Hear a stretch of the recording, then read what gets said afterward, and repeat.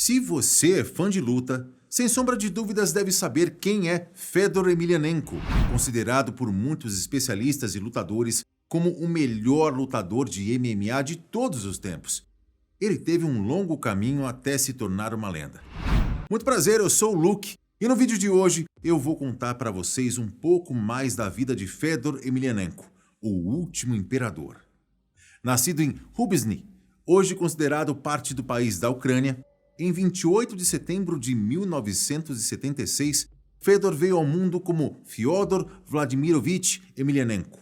Quando Fedor estava com apenas 2 anos de idade e ninguém sonhava que ele se tornaria uma estrela, sua família decidiu se mudar para uma cidade na Rússia, chamada Stary-Oskol. Nessa época, sua mãe trabalhava como professora e seu pai era um soldador. A casa de Fedor estava sempre cheia. Além dele e dos pais, ainda havia uma irmã mais velha e 2 irmãos mais novos. Ao que tudo indica, a arte de lutar corre nas veias da família Emelianenko. Além de Fedor, seu irmão Alexander Emelianenko também é um grande lutador, tendo conquistado títulos expressivos em sua carreira. E além dele, Ivan Emelianenko esteve para se tornar um lutador de MMA, mas o sonho não se concretizou. Emelianenko se formou no colegial em 91, até se formou na faculdade em 1994. De 95 a 97, Fedor serviu ao exército russo. Lá, ele era bombeiro, mas percebeu que não servia para fazer aquilo. No mesmo ano em que ele saiu do exército, Fedor experimentou pela primeira vez o sabor de vencer uma luta. Ele foi campeão europeu de sambo, uma arte marcial original da União Soviética.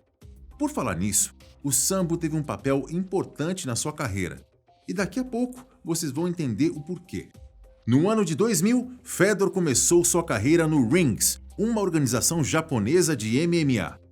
Ele venceu a primeira luta com facilidade, no dia 21 de maio de 2000. Após mais 2 vitórias, Fedor entrou para o torneio Rings King of Kings Tournament 2000. Na rodada de abertura, Fedor enfrentou o famoso lutador brasileiro Ricardo Arona. Na época, Arona era um lutador forte e um excelente adversário, mas foi derrotado por Fedor. Fedor passou para a segunda rodada do torneio, mas aí veio a primeira decepção da sua carreira. Ele perdeu por um simples detalhe técnico.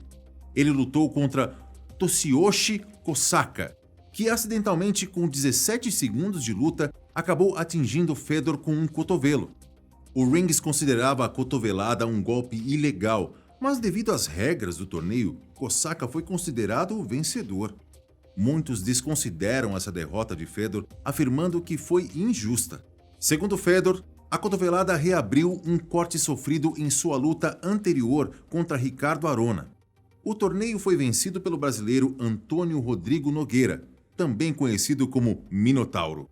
Fedor lutou mais 6 vezes no Rings, vencendo cada uma dessas lutas e contabilizando 10 vitórias e apenas uma derrota. Fedor já era campeão europeu de sambo, mas em 2002 ele venceu o campeonato mundial. Essas vitórias no sambo foram muito importantes para Fedor ganhar notoriedade.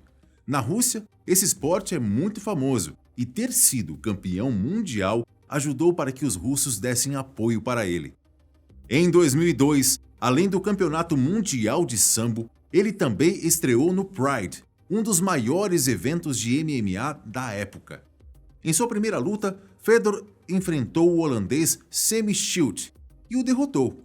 Depois de derrotar Heath Herring no Pride 23, Fedor disputou o cinturão contra o então campeão dos pesos pesados do Pride, Minotauro, no Pride 25. Quem de vocês lembra dessa luta?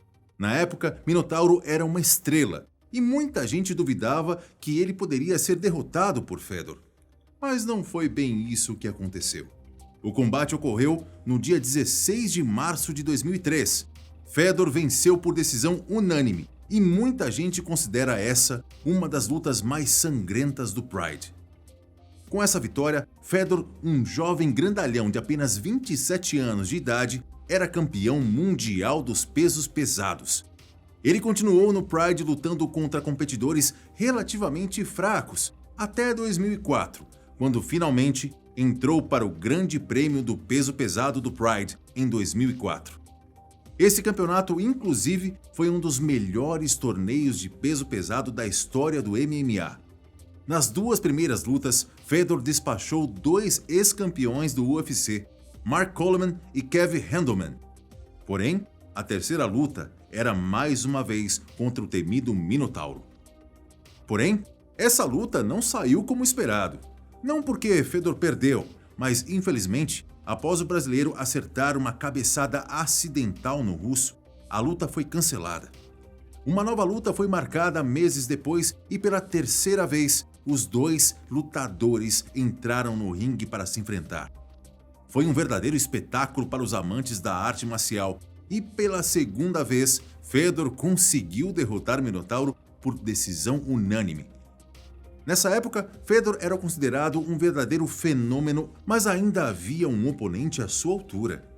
Vocês se lembram do lendário Mirko Cro Cop? O croata era duro na queda, gostava de derrotar seus adversários por nocaute, dando sua poderosa canelada na cabeça. Essa luta teve um gostinho especial. Essa foi uma das poucas vezes na história em que os incontestáveis pesos pesado número 1 e número 2 do mundo se enfrentaram. Quem assistiu esse combate com certeza ainda guarda as memórias de cada soco dado por Fedor e do quanto os chutes de Cro Cop pareciam não fazer nenhum efeito. Nessa época, Fedor tinha a incrível marca de 23 vitórias e apenas uma derrota. Com o fim do Pride no ano de 2007, em 2008, Fedor entrou para o Affliction, um torneio que reuniu os melhores lutadores de MMA da época. Fedor derrotou duas vezes o campeão peso pesado do UFC, Tim Sylvia, por finalização em apenas 36 segundos do primeiro round.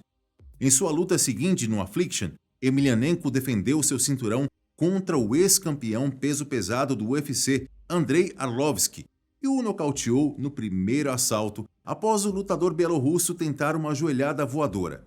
Após o Affliction falir, Fedor foi para o Strikeforce. No dia 7 de novembro de 2009, o lutador russo estreou com uma vitória por nocaute no segundo assalto contra o lutador norte-americano Brett Rogers. Ele mostrava que ainda estava no topo do mundo e dificilmente alguém o derrotaria. No dia 26 de junho de 2010, Fedor lutou contra o brasileiro Fabrício Werdum. Não que Werdum não tivesse potencial para vencer Fedor, mas o russo era o favorito. E todo mundo estava esperando o brasileiro ser massacrado. Só que o lutador brasileiro, faixa preta de jiu-jitsu, conseguiu finalizar Fedor com um triângulo, com apenas 1 minuto e 9 segundos de luta. Com a derrota, Werdum também colocou fim na invencibilidade de 9 anos, 6 meses e 2 dias de Fedor. Fedor ainda veio a perder duas próximas lutas, para Antônio Pezão e Dan Henderson. Então, esse seria o fim da grande lenda do MMA? Mais ou menos. Esse foi o ápice da carreira do lutador. Apesar de depois ele ainda ter lutado algumas vezes com destaques para as vitórias sobre os brasileiros Pedro Rizzo e Fábio Maldonado, o apogeu foi esfriando. Sua última luta aconteceu em dezembro do ano passado pelo Bellator, uma organização de artes marciais norte-americana. No caso, Fedor lutou contra o norte-americano Quinton Rampage Jackson, ex-campeão dos pesos meio pesados do UFC, e o nocauteou com um direto de direita ainda no primeiro round. Depois da vitória, Fedor disse que sua aposentadoria iria ter que esperar. Apesar de não estar mais no topo do mundo, os números de Fedor mostravam que ele sim era um dos melhores. Até o momento foram 46 lutas, 39 vitórias, 6 derrotas e uma luta sem resultado. Essa é um pouco da história da carreira do homem que muitos consideram o maior lutador dos pesos pesados de MMA de todos os tempos. Quanto à sua vida pessoal, existe um fato interessante que eu preciso destacar para vocês. Em 99, Fedor se casou com Oksana. No mesmo ano, nasceu sua primeira filha, Masha. Em 2006, ele se separou e começou uma nova família com Marina. Em 2007, ele teve sua segunda filha. Anos depois, Fedor separou-se de Marina e em 2014 casou novamente com Oksana, sua primeira esposa. A história que eu quero destacar é sobre a primeira filha de Fedor, Masha, e o líder checheno Ramzan Kadyrov. Em 2016, Kadyrov decidiu incluir lutas infantis de MMA na edição do World Fight Championship of Akhmat. Entre os lutadores mirins estavam os filhos de Kadyrov, de 9, 10 e 11 anos. Fedor fez duras críticas ao evento e, na mesma semana, a filha do lutador, que na época tinha 16 anos, foi surpreendida por alguns agressores enquanto voltava da escola. Na época, muitas pessoas disseram que a ação era em represália a Fedor por ele ter feito críticas, mas isso nunca foi provado. E é isso. Espero que tenham gostado da história de Fedor Emelianenko, o último imperador. Nos vemos no próximo vídeo. Valeu, até mais!